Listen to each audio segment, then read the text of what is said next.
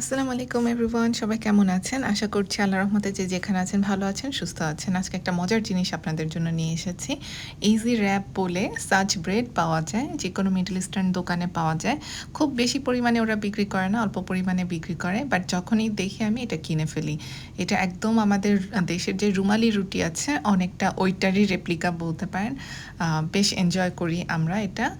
বেশ ভাল লাগে। যেহেতু বিশাল বড় তাই আমরা যেভাবে এসছে সেভাবে ওরকম ভাঁজ করা অবস্থাতেই হালকা গরম করে নিচ্ছি।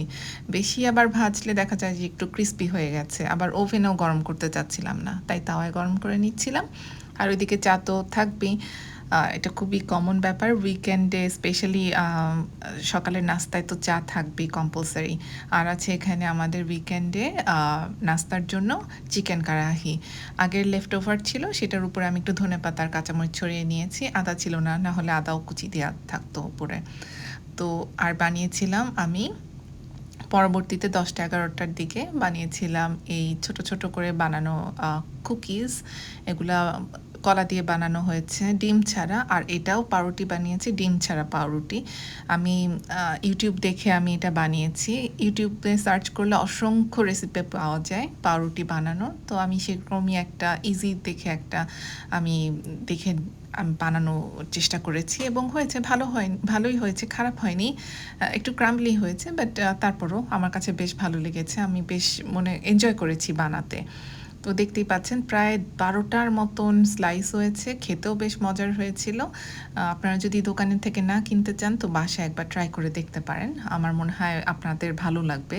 যেহেতু ইজি বানাতে, তেমন একটা কষ্ট না। তো কেন না, তাই না? তো এটাও বানানো হয়ে গেল আমার এবং এখন সময় হয়েছে আমাদের লাঞ্চ কাম ডিনারের। তো সেটার প্রিপারেশনটা দেখাচ্ছি। প্রথমেই তাওয়াতে আমরা একটু মাখন গলিয়ে নিচ্ছিলাম। মাখন গলানোর পরে একটু কালচে, কালচে হয়ে যায় বেশিক্ষণ রাখলে তাওয়ায়।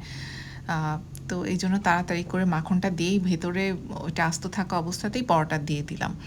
তো পরোটাটা ভেজে নিচ্ছিলাম। ছোট, ছোট পরোটা বানিয়েছিলাম। বেশ মজার হয়েছিল পরোটাগুলো। পরোটা দিয়ে চা দিয়ে বেশ দারুণ লাগে। তো চাও বানাচ্ছিলাম আরেকটা চুলায়। আর এই যে দেখতে পাচ্ছেন মাখনটা একটু বেশি সময় ধরে তাওয়ায় আছে। অলরেডি কালচে, কালচে এরকম হয়ে গেছে। তো যাই হোক, পরোটাও প্রায় ভাজা শেষ। ওই চুলায় হচ্ছে আমি চায়ের জন্য অলরেডি চিনি দিয়ে ক্যারামেল করা শুরু করে দিয়েছি। ক্যারামেল হয়ে এসেছে প্রায়। ভেতরে আমি পানি দিয়ে এখন চা পাতা দিয়ে চা বানিয়ে ফেলবো। আজকের জন্য তাহলে এই পর্যন্তই। আশা করছি আমার ভ্লগগুলো আপনাদের সবার ভালো লাগছে।